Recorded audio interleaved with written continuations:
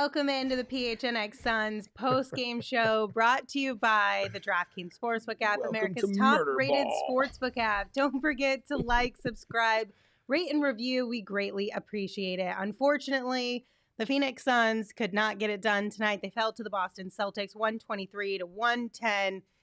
And you know what, guys?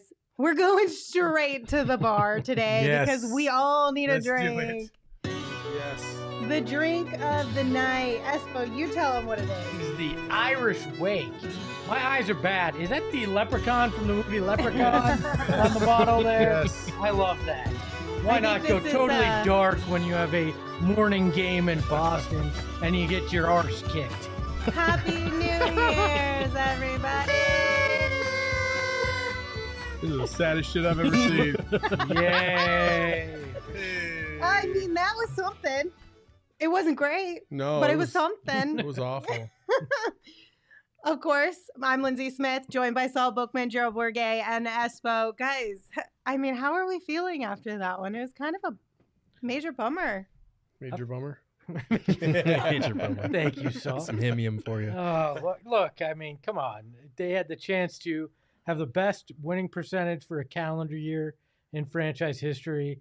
They had the chance to have the most wins in NBA history in a calendar year, tying the 96 Bulls.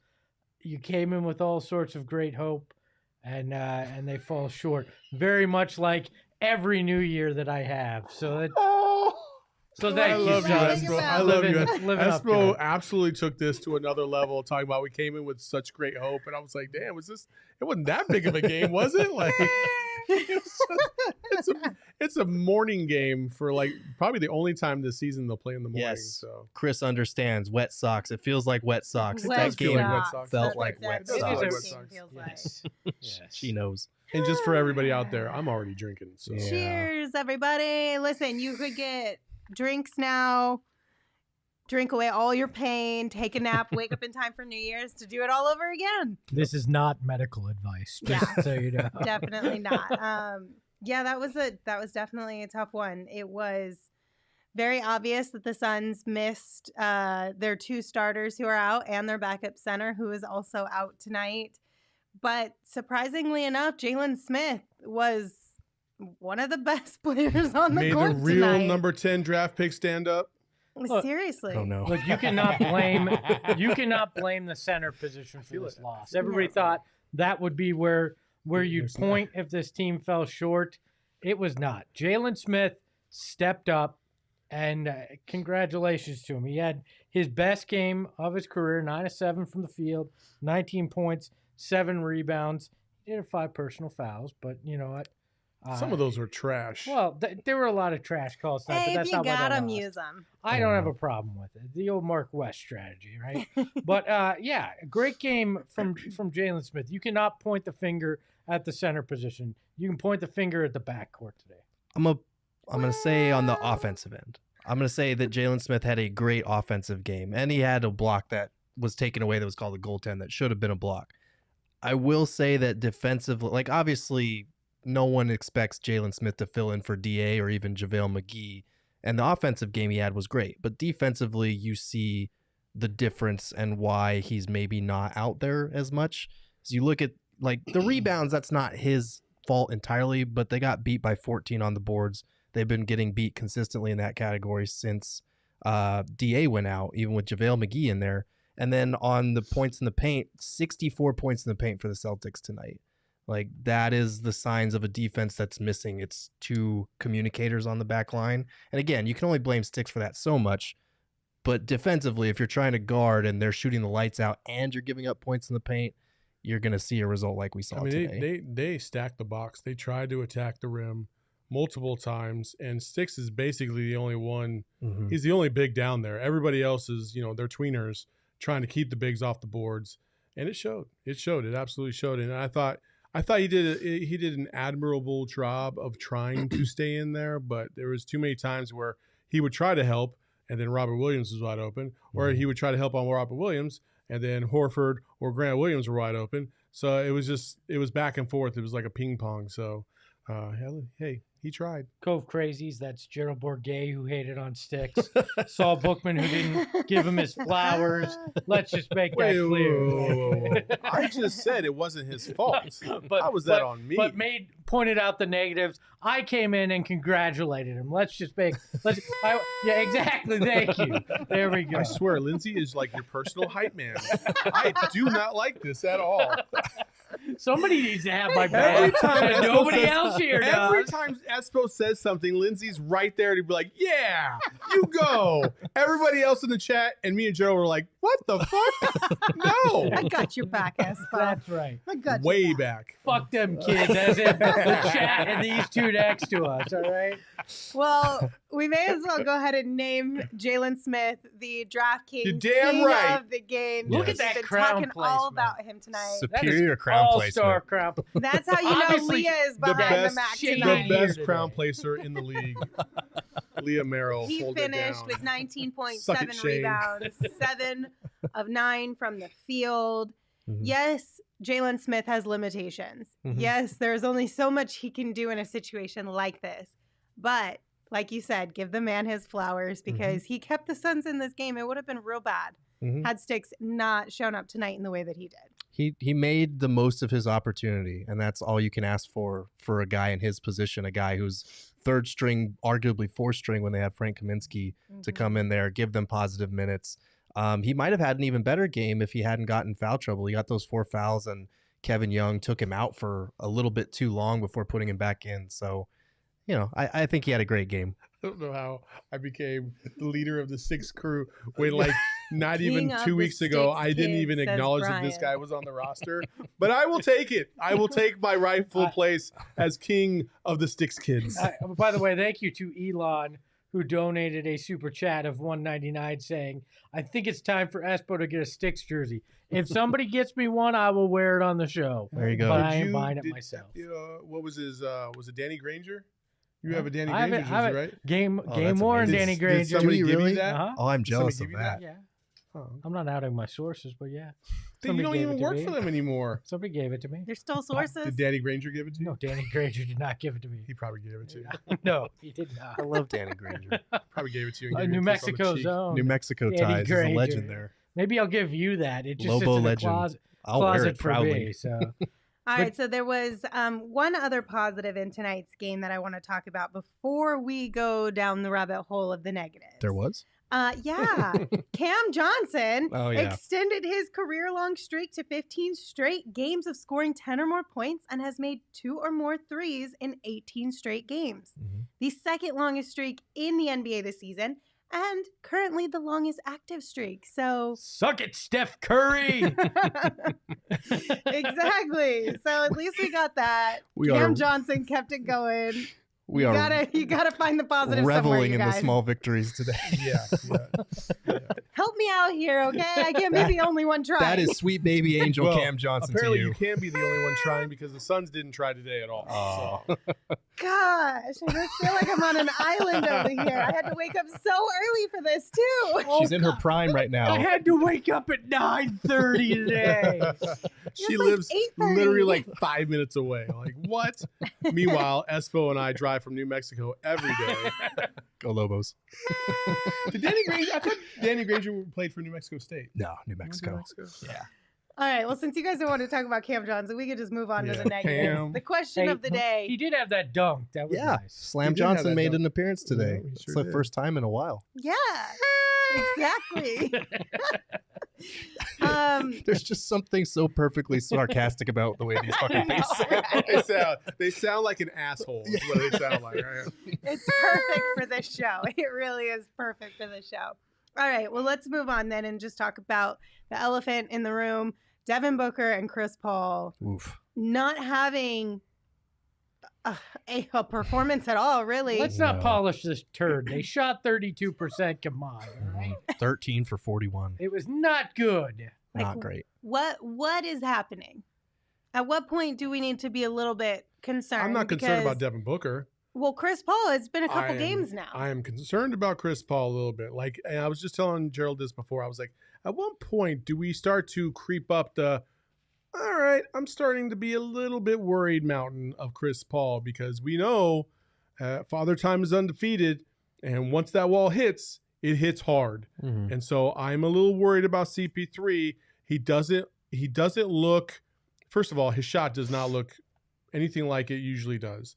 And he just looks like he's trying too hard to get separation, which is telling me that he's not confident in what he's doing because he doesn't trust that he's going to get that separation for people. I might be wrong, but that's how I'm viewing this. So I'm having legal flashbacks to what we were talking about after the 1-3 start. I'm pretty sure you and I had the same conversation back then. It's called a slump, people. It happens to everybody. Chris Paul ain't falling off no cliff right now. I'm going to pull a Lindsey, and I'm going to support Espo in what he's saying right now because I agree. I mean, I think you look at his three-point percentage, it's not great this year. It was at 31% coming into this game, and he didn't shoot the ball well today at all. His last 3 games, he's shooting, 14 for 37. So he has not been good over this stretch at a really rough time for the Suns because they have all these guys out, and you would hope that your 2 best players would carry the load. Booker's carried it in like 2 of the last 3 games. He was not good today. And Chris Paul still had another bad game. So I think it's more noticeable during this stretch where the Suns are really hurting for production and they haven't gotten it out of a guy who's been consistently good in that regard. I think we're going to see a little bit more of this moving forward, obviously, because Father Time is undefeated. He's going to have more games like this. He had one early in that 1-3 stretch. I think he'll be fine when they're at full strength. But it's just right now, it's pretty noticeable because they need more out of him than what he's giving right now. He's not, I don't think he's capable of giving you these kind of games where you get 25 to 30 points on consecutive nights or anything like that right now. Like not during the regular season. Yeah. In the playoffs, it'll be a little bit different because, you know, it's just a different atmosphere in general. But I'm here to tell you, for all of you people out there that absolutely shit on DA, that dude is the most important guy on this team. I don't care what you say. He is the most important guy because defensively, he makes so many things that he covers up so many things for you that people don't realize. And then offensively, he has such an impact, whether he scores or not, just because of who he is and the size and his athletic ability to get to the rim and punish you there. I'm telling you, people need to start loving DA and appreciating DA, especially the owner who should pay him his money. Here's my rant for the day. Gonna happen. I will just say, you look at the last 3 games without DA, the Suns in that stretch, 29th in opponent points in the paint. They're giving up almost 59 points in the paint per game right now. You're looking at life without DA right now. It's not great. Do you want this life? Do you want this life? Do you want this life? I don't think you do. No. I don't. You don't want this life. I don't. No. He needs the max. He needs the max over the summer. He needed the max 3 months ago. We shouldn't be having this conversation. This whole thing is ridiculous. You shouldn't have needed him not being on the court to finally see the value in what he does on both ends. This is an argument that is ridiculous. I still think it's not going to change the minds of certain people that feel a certain way.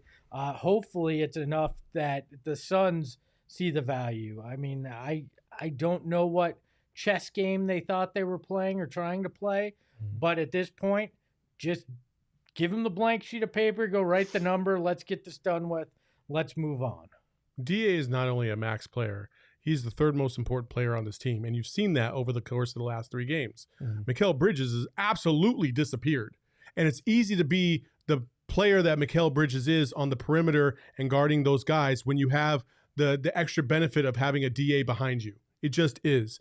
Ask any of the guards in history that had a solid big behind them, even Kobe, like having Shaq behind him helped cover up a lot of, missteps that you might have as a defender. You have DA there. You got to recognize this. That's why he's a max player. I don't give a shit about the stats. I don't care about the points and rebounds per game. What DA brings to you in totality as one of the best centers in the game demands a max extension.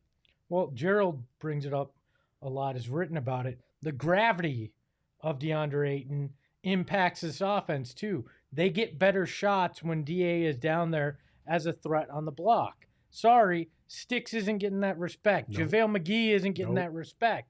It's DeAndre Ayton that helps get these other guys more open, and that's part of why you're seeing shooting woes too, because the looks aren't as pure.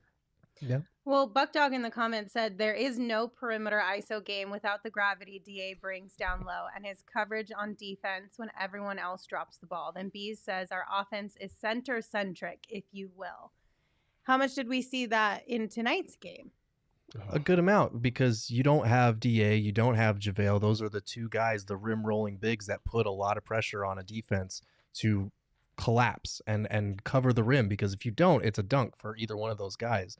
And when you don't have that, no offense to Jalen Smith, but he is not an above the rim rolling big. He's more of a kind of a finesse and pop, pick and pop shooting big. So we saw that a lot today. And I don't think we can attribute all that to the Suns shooting woes, but 11 for 35, that's about 31%, not great. And the Suns shot the ball really well from 3 because they were beating them up on the inside and they were getting a lot of good looks on the perimeter because of it. So all of this is interwoven. It all goes hand in hand. They really miss DA. He is the third at worst most important player on the Suns. Espo, were you sad you didn't get any MJ in Paris today? I was. I'm more sad that the chat's so pro Saul and anti Espo. But yeah, I mean, we should have. I mean, I can't help that I'm rocking the hat. Well, that's fair. You look great. Although Gerald, you look great hat in way hat. better than I am. I mean, it's way up there. Look how I'm not a hat guy. They just don't fit my head right. You just haven't found the right hat, Gerald. Sure. Maybe you That's need what a I said beanie. about my dating life too. I found Well, the right look at one. that. See, maybe 2022 I found will the be right your one, year. so maybe I'll find the right hat The too. year of Gerald But- Bourget and hats. Get excited, everybody. But I do want to answer someone in the chat because they were asking why can't they just negotiate with DA? Why do they have to eat up the salary cap? Because he's proven that he's a max level player. And it's not just look at the marketplace. As soon as Michael Porter Jr. got his max, it was over. The Suns, like DA's people, had no reason to back down from a max. And that's what they're doing now. And we're seeing the importance of having him out there.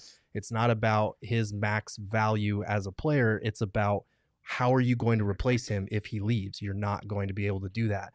And it's not, it's not the Suns' money. It's one man's money that they're going to be paying going over the salary cap. They're already going to be there anyway. You need to pay to keep him because you're not going to be able to replace him on the open market. Oh, but you could replace him with JaVale and all these guys. Everybody had a solution on DA's so replaceable. Right. It's not. Well, and no, it's at the not. end of the it day, hurts my heart when I hear that. at the end of the day, we've said it multiple times. You got to spend money to make money. You want to make money and win championships and be able to charge more for your tickets and have better TV rating deals and things of that sort.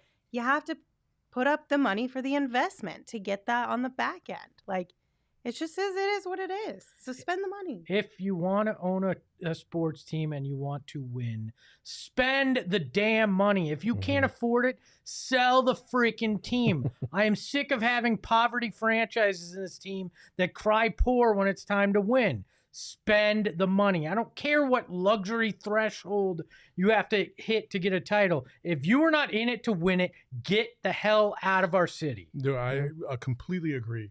And you know what's so funny is that outside of DA, it has been the case that they have paid the players. They paid Chris Paul the extension. Devin Booker got his extension really early on. Like, we got to give that a little bit of credit. But every other franchise that feels like in this valley, outside of maybe the Cardinals, is just like, what the F are we doing here? Like, we are professional franchises, but we're operating at such a base level. That's why I think everybody's kind of agitated, because you have this great thing right here. You have this team who is a championship contender, a legit championship contender, and then you want to try and nickel and dime and fuck with it in the way that you did, and it's unnecessary. It's absolutely unnecessary. You have to pay his worth. And I feel like people are, I feel like the perception was, the goalposts are always moving. The playoffs, we'll see what happens in the season. Well, the season's come, and DA's been every bit as good as he was last year in the playoffs, if not more so on the defensive end. And here we are still effing with this. Pay that man his extension in the summer, because if you don't, man, oh man, that might be the end of a certain era of an owner falls here, apart because very quickly. this is going to fall apart fast, and nobody will want to come here after that. And you point, they gave Chris Paul the money, they gave Devin Booker, they gave Mikal, yeah, but you know what that all added up to? Getting close to the luxury tax line. And that's when all of a sudden it's, things start to squeak. If you remember the old lady from the city council meeting talking about ownership. That's when things pucker a little bit, and it shouldn't. That's when you should go, all right, we have something special here. It's time to make sure we keep it together. And if you don't, you haven't learned any lesson in the 18 years that you're running a franchise. I can't take you seriously with these things. Saul, you can never take me seriously now. I've just given you a visual reason why. I feel like it all matches, like the valley, like all the colors on your valley shirt to your glasses. What's the one alien guy off of I love Looney it. Tunes? Marvin the Martian? Marvin the Martian, yeah. Greetings. MCG Blue. Yes, it was Greta. Yes. The old lady who said. Greta. Shout out Greta. So real quick, before we move on, Greta. I do just want to follow up on one thing. We've had too many RIPs today. About Chris Paul. You said Betty White. it's just a slump. At what point do you find yourself concerned, I guess? Or what do you attribute it to? I think if like DA and Jay Crowder come back and the Suns are relatively whole again and the struggles continue, at that point, I'll be worried. I think shorthanded right now, like, I don't know. I think he should be hitting shots. Like, that's worrisome in and of itself that he's not, especially because he's missing makeable shots. It's not like he's shooting a lot of tough or contested shots. He's missing makeable shots. But if it continues for another couple games, once guys are back, then maybe I'll be a little more concerned. But he looks ready for the playoffs. Like, he looks like, man, fuck the regular season. Like I'm ready for the playoffs. The one thing about Chris Paul that I do have confidence in is if my man can figure out how to get through the Western Conference Finals and the NBA Finals with one arm and drop 30 plus on the Clippers, then I feel like he's going to be able to figure out, even if he is slowing down, right? I still feel like he's so smart that he will figure out how to make things work and still achieve a high level of success on the court. So I do have that. Confidence in him. It's just, in the short term, you're just a little concerned because, at some point he won't be able to figure it out. I don't feel like he's there yet. So because his mind is still fresh and good to go. Not like NBA players all of a sudden just mentally lapse and they just go to dementia world or something like that. But you know what I'm saying? Well, those late 30s will get you. Joe, trust me, I know. I don't remember my name half the time. Look, if it goes 10 games and he's having this, we don't find out. Like Chris asks, could in the chat, could he have an injury? He very possibly could. But if this goes 10, 12 games, he's shooting poorly, we don't find out there's an injury, everybody comes back and it's still going on, that's when I can get concerned, is when a slump lasts into double digits. Then it starts to go into territory that it's something more than that. A few games, I'm not going to be concerned for this guy. Yeah, and hopefully EJ mentioned it on the broadcast a little bit there, but down the stretch, because he started like 1 for 9, and I think he finished 5 for 14. So down the stretch, he got into a little bit more of a rhythm. Hopefully that's something that can carry over to the next game and get him back on track a little bit. He's got to find it somehow, some way. And that's the best way to do it is like, hey, we're down by 15, 20. We're not going to win this game. I might as well go ahead and practice on some things I need to work on right now in the game so I know what to expect and how to fix my stuff. So that's what he's doing. All right. So we're going to move on to our next topic. In situations like the Suns have found themselves in recently, as like the rest of the entire league has found themselves in, with players being out due to health and safety protocols, how beneficial could it be right now to have a G League team? Look, again, this is money that it's coming down to. It costs money to have a G League team, and you can sell it and you can make money. That's why they don't have the Northern Arizona Suns anymore. Would it be nice? Yes, because you'd have guys that are integrated into your system that know it, can just come in and play in this situation. But I think the bigger reason it would be nice is because somebody like Jalen Smith could have gotten playing time, played games at a G League level if you had a team that you could send him to. It's not the same when you're loaning him to somebody else's G League team and you're hoping their coach gets him minutes, plays a system similar to yours. If you own your G League team, you're playing the exact same system that your NBA team's playing. That's where I think it's the biggest disservice is in that case, in trying to get guys like that to be better. Yeah, you're having to ship guys to Santa Cruz right now, which is not even in the same state. Like, a G League team would be hugely beneficial, especially because now the Suns actually have a culture, right? They have a playing style, the 0.5 offense. They have a system that you could incorporate with your G League team if you put the right people in place. They don't have that continuity there. They have guys that are G League caliber players that are now being called up and haven't played in many games. Like the G League is very good for giving some of these guys confidence, because you look at a lot of these guys' G League numbers, they're putting up double figures in multiple categories because it's a lower level of competition. Some of these guys need that confidence. They need that time to play some of these things out and build that up so that when they take that next step, they feel a little bit more assured and they know what they're doing. You don't get a lot of that. Like Jalen Smith today was great, but you look at a guy like Ish Wainwright, you look at how borderline useless Chandler Hutchison has been this year. They could benefit from being incorporated in a system that's associated with the Suns. So it's unfortunate because the Suns are one of only 2 franchises in the league that don't have a G League affiliate. It, like you said earlier, it takes money to make money.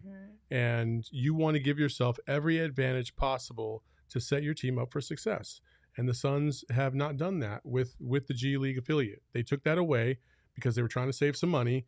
And it really doesn't make any sense because player development is at such a premium. Now, counter to that, the previous decade they had the Naz Suns, and their player development program sucked. Right. Like it was awful, and they didn't really reap the benefits of that whatsoever.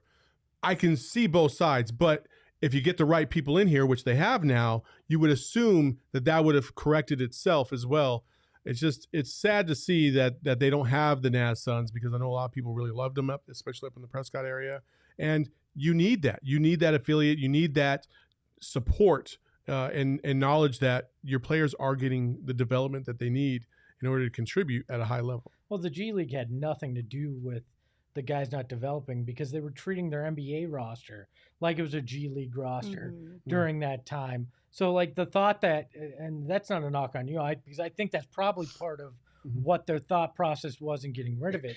The thought that, oh, this doesn't work. See, we didn't develop players, so let's get rid of it, is short-sighted because you didn't use it right. So that's not on the G League. That's on your organization not using it appropriately. Agree. And that's why I said, now with James Jones and Monty in the fold, if they had a G League affiliate, I would assume that they would take a look at that entire organization and try to make sure that whatever they did structurally made sense for what they're trying to do at this level.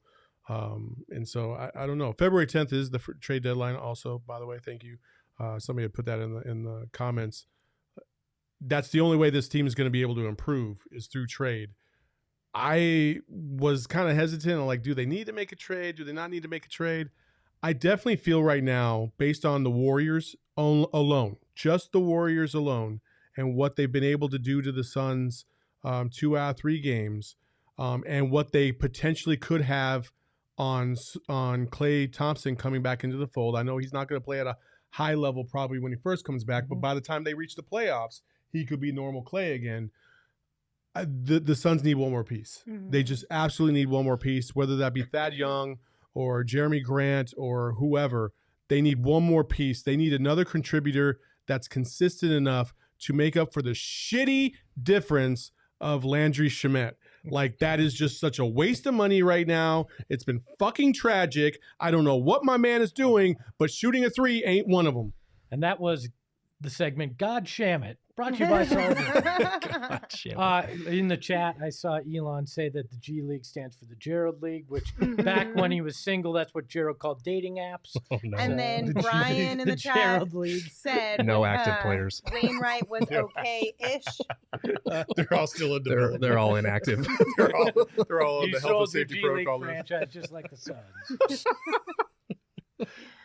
All right. That's all right. With that, we're going to take a quick break. You a winner now, though. Yes, I did. That's all that matters. It only takes one.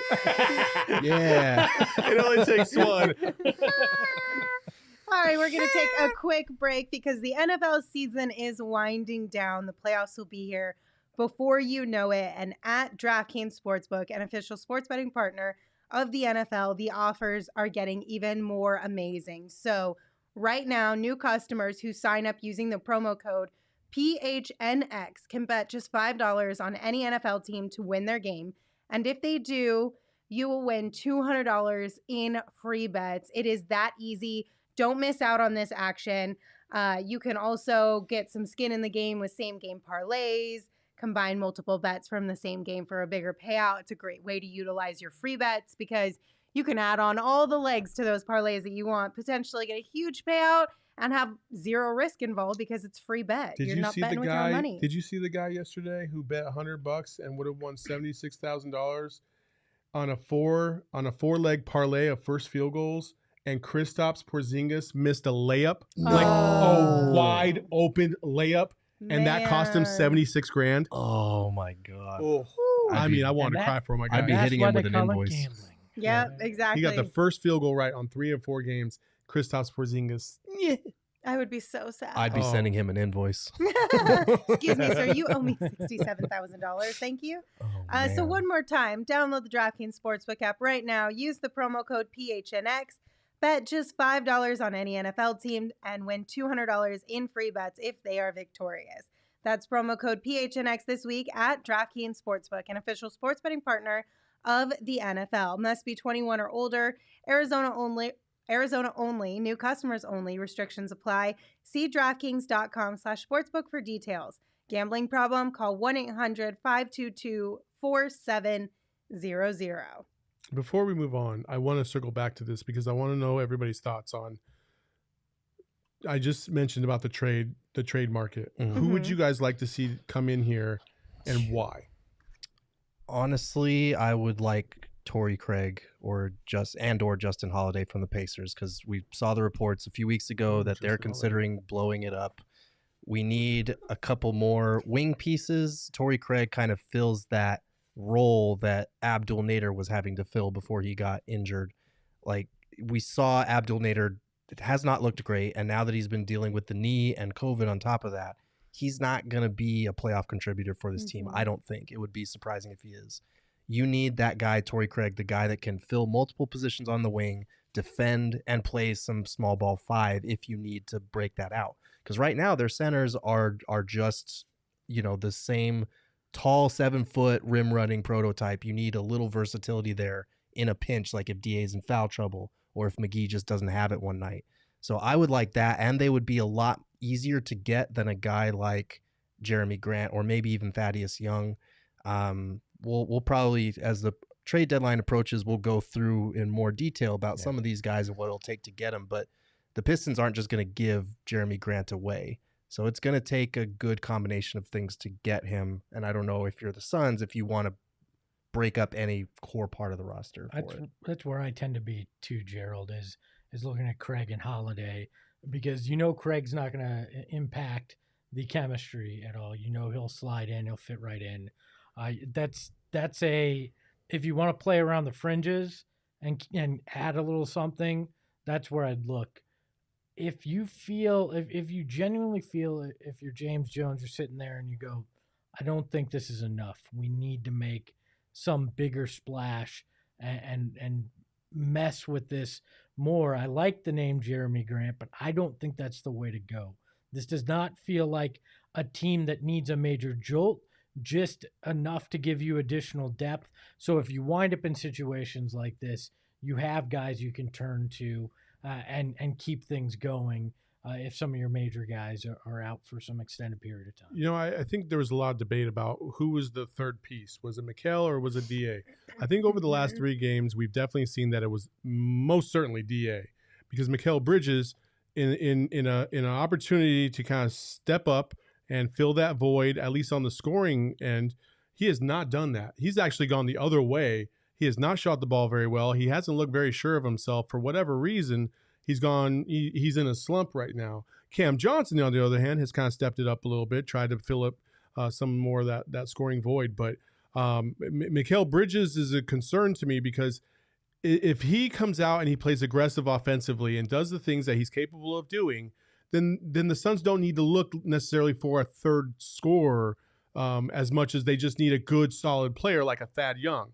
But if Mikal doesn't, and all you have is DA as that third option underneath the basket, you're going to need to find somebody that's going to help out Book and CP3 in the playoffs, especially if CP3 just takes a little bit of a drop in his play in the playoffs. You need somebody to make up that difference. And if DA isn't dropping 25 or 30 a night to help offset that difference, who's it going to be? It's got to be Mikal, or it's got to be whoever you're going to bring in to kind of fill that void a little bit, just to help out a little bit. And that's what Torrey Craig did very well for the Suns last year. He brought energy to the court. He brought a lot of enthusiasm, and he hit some crucial buckets for this team from a guy that you didn't expect it from.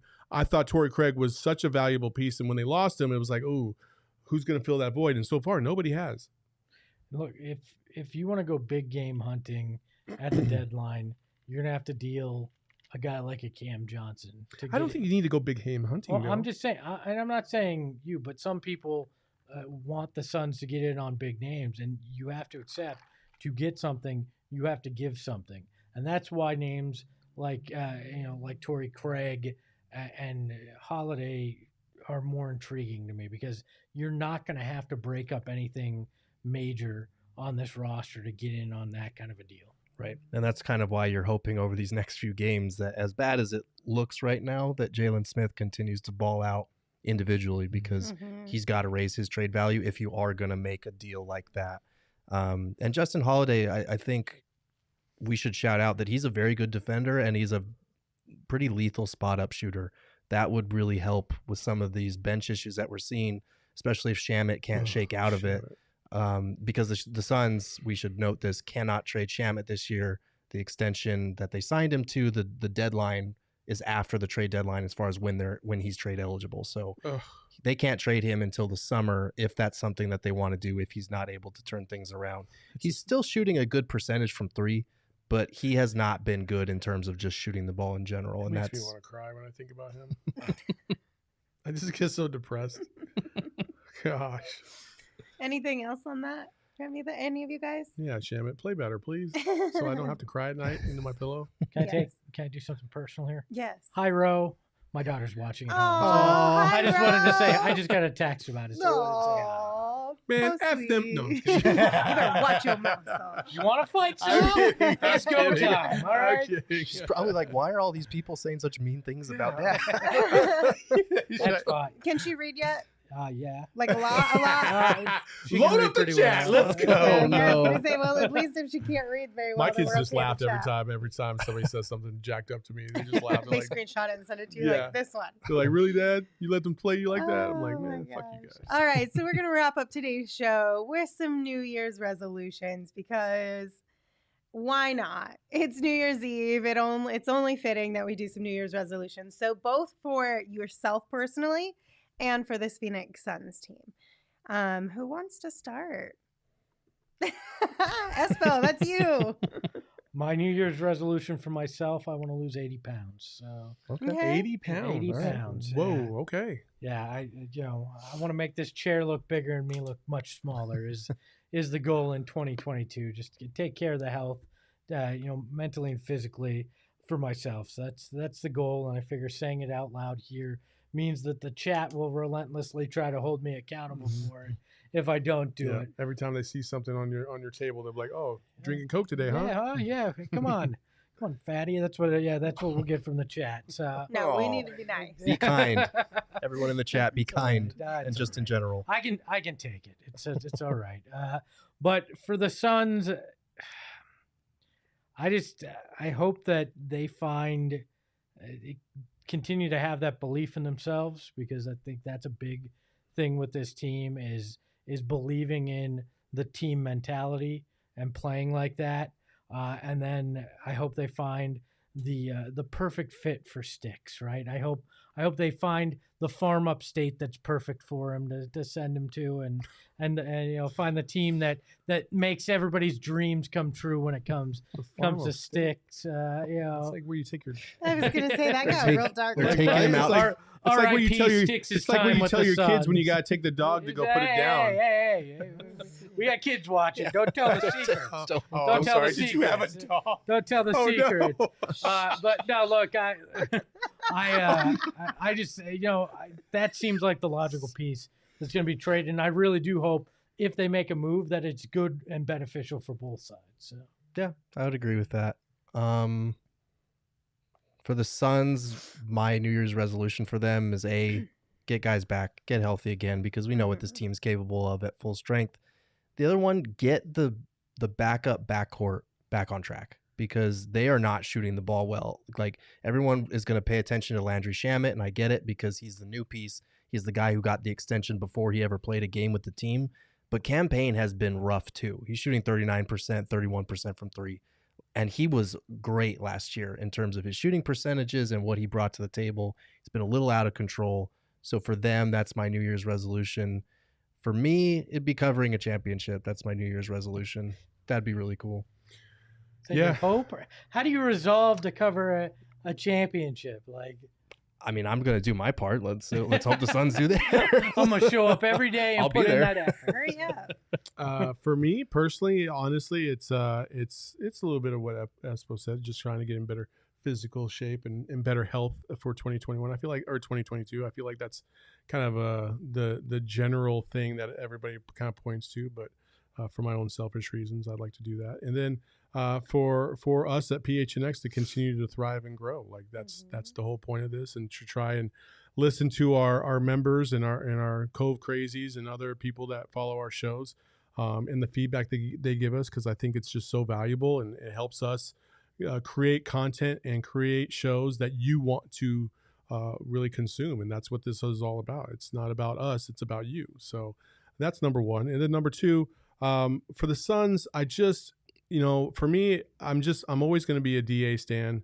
because I love that guy. And I just really want him to take, it feels like he's right there. Because his demeanor has changed over the last couple of months. He feels like he's taking it a lot more seriously than maybe ever before. He looks like he's a little bit more intimidating than before. He doesn't put up with a lot of BS out there. And he's a lot more focused out there, which I absolutely love. And I feel like if that continues, he's going to find himself in all-star conversation, and he already is right now. He's going to find himself in that upper echelon of teams or players that are just the epitome of the NBA, like the face of the NBA. And if he can do that, this Suns franchise with Devin Booker and him in tow will be good for a very long time. So that's what I hope. I hope DA finds that extra level. As my favorite movie, The Last Dragon, would say, you got to find that glow, DA. You got to find that glow. That's cute. All right, I'm going to take one from MCG Blue in the chat. They said, physical, mental, and emotional health improvement goals should always be on the forefront for everyone. So I'm with that one, because you guys pointed out more physical than anything. I think I'm going to go more mental and emotional than anything for my New Year's resolutions this year. For the Suns, and I'm also stealing from Twitter, because Kellen Olson and Dwayne Rankin just tweeted out that Chris Paul shared after the game that he got a text from his son at home today pointing out what he has to do better going into next game. And Chris Paul said that hit him a bit differently, and he's going to figure it out. So more text messages from Chris Paul's son to help inspire and motivate him to be as great as he can be this far into his career, and find that inner youth and that inner energy and put it all out there and win us a championship. You know what's so funny is kids are great because with their parents, they're not afraid to tell the truth. Right. And unless they're trying to hide something, but with you yourself, like they will tell you, like, Dad, your breath stinks. Like, oh damn, for real?